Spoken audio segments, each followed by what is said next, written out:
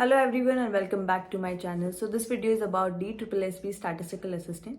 तो आपकी अब एक्सपेक्टेड डेट फिलहाल फैब 2024 है। तो अभी तो आपका एग्जाम होने के कोई चांसेस नहीं है क्योंकि नवंबर हमारा कंप्लीट होने वाला है। तो दो ही ऑप्शंस थे, या तो आपका नवंबर एंड में एग्जाम होगा या फिर अगर ये गया तो आपका 2024 में फैब में होगा। तो नवंबर तो कंप्लीट है। अभी आपकी डेट शीट के बारे में, आपके एडमिट कार्ड के बारे में कोई बात नहीं है। तो आपका एग्जाम अब फैब में ही होगा। और जो भी अब बच्चों ने पूछा था कि हमारी कुछ वैकेंसीज के बारे में पूछ रहे थे अपार्ट फ्रॉम स्टैटिस्टिकल असिस्टेंट, तो वो सारी वैकेंसीज भी अब आपकी कुछ टाइम बाद आनी स्टार्ट होंगी और एग्जाम्स फिर आपके नेक्स्ट ईयर ही होंगे 2024 में। इस ईयर में तो आपका कोई DSSSB का एग्जाम होगा नहीं। अब बात करते हैं इंपॉर्टेंट टॉपिक्स की। तो मैंने आपको बताया था कि इंपॉर्टेंट टॉपिक में आपका लीनियर इनइक्वालिटीज़ है, आपका फैक्टर एनालिसिस है, और अभी मैं आपको लेटेस्ट टॉपिक करा रही हूँ that is association of attributes. ठीक है, तो वो एक रिसर्च का टॉपिक है, आपकी क्वांटिटेटिव टेक्निक्स का टॉपिक है। तो उस पर बेस्ड क्वेश्चंस आते हैं। तो मैंने आपको अभी 3 उस पर वीडियोज़ प्रोवाइड कराई हैं। उसके बाद हम उसमें मैथड्स करेंगे। तो नेक्स्ट वीडियो उसमें मैथड्स के ऊपर होगी, तो आप उसको ज़रूर चेक करना। अपार्ट फ्रॉम दैट अगर हमें स्टैट्स कवर करनी है तो हमें PYQs जरूर करने चाहिए। तो आप प्रीवियस क्वेश्चंस की प्रैक्टिस करते रहिए क्योंकि अब आपके पास काफ़ी टाइम है, तो आप इजीली ये प्रैक्टिस कर सकते हैं। और आप अपने करंट अफेयर्स पढ़ते रहिए क्योंकि जर्नल पेपर भी बहुत इंपॉर्टेंट है। खाली स्टैट्स इंपॉर्टेंट नहीं है, जर्नल पेपर भी इंपॉर्टेंट है। अभी मैंने एक बच्चे का एक कमेंट आया हुआ था कि हमें एग्रीगेट कितने मतलब सब्जेक्ट वाइज सेक्शन वाइज पास होना है या क्या होना है। तो आपको जनरल पेपर में पूरा 40% आपके आने चाहिए। ठीक है, आप उसको अगर क्लियर कर पाएंगे तभी आपका स्टैट्स का पेपर चेक होगा। ठीक है, अगर कोई बच्चा जनरल पेपर ही क्लियर नहीं कर पाया तो उसका सेकंड पार्ट चेक ही नहीं करते हैं, उसको कंसीडर ही नहीं करेंगे। ठीक है, तो कभी आप लोग ऐसे सोचते हैं कि हम स्टैट्स अपनी स्ट्रॉन्ग कर लें, तो आपको पता होना चाहिए कि आपके जो 10 सेक्शंस होते हैं, ठीक है, मतलब आपके 5 सेक्शन है, दैट इज आपका मैथ्स, इंग्लिश, ठीक है, हिंदी, GS, और आपका एक थर्ड हमारा क्या आ जाता है, आपका GS है, इंग्लिश, हिंदी एंड रीजनिंग।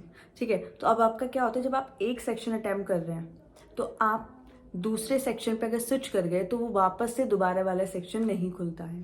ठीक है, तो आप सारे क्वेश्चंस जैसे पूरे फर्स्ट पार्ट की आपकी जो 50 क्वेश्चंस है, आप उनको ये नहीं कि एक साथ करते गए कभी बैक चले गए, नहीं।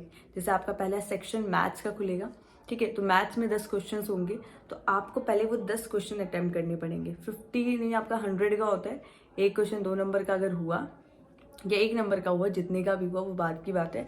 मगर बात ये है कि अगर आपने एक क्वेश्चन अटेम्प्ट किया है, एक सेक्शन में है, तो आप एक सेक्शन में तो आगे पीछे जा सकते हैं 1 से 10 क्वेश्चन तक। मगर लेकिन अगर आपने मैथ से रीजनिंग के सेक्शन पे आप स्विच कर गए तो उसके बाद आप वापस से मैथ्स का क्वेश्चन अटैम्प्ट नहीं कर सकते। तो ये आपको देखना है कि आप पहले कौन सा सेक्शन करना चाह रहे हैं। आपका इंग्लिश और हिंदी में इतना टाइम नहीं लगता है, ठीक है, क्योंकि मैंने आपको बताया था बहुत ही सिंपल इंग्लिश और हिंदी आती है, एंटोनिम्स, सिनोनिम्स, और आपका हिंदी में संज्ञा और जितने भी ये वर्ड्स होते हैं, वोकैबुलरी वाला पार्ट हिंदी का जो है वो सारा कवर करेंगे। हिंदी तो काफ़ी ईजी आती है, पैसेज भी काफ़ी ईजी आता है अगर आपका पैसेज आया है। ठीक है, बात आपकी आती है स्टैट्स में।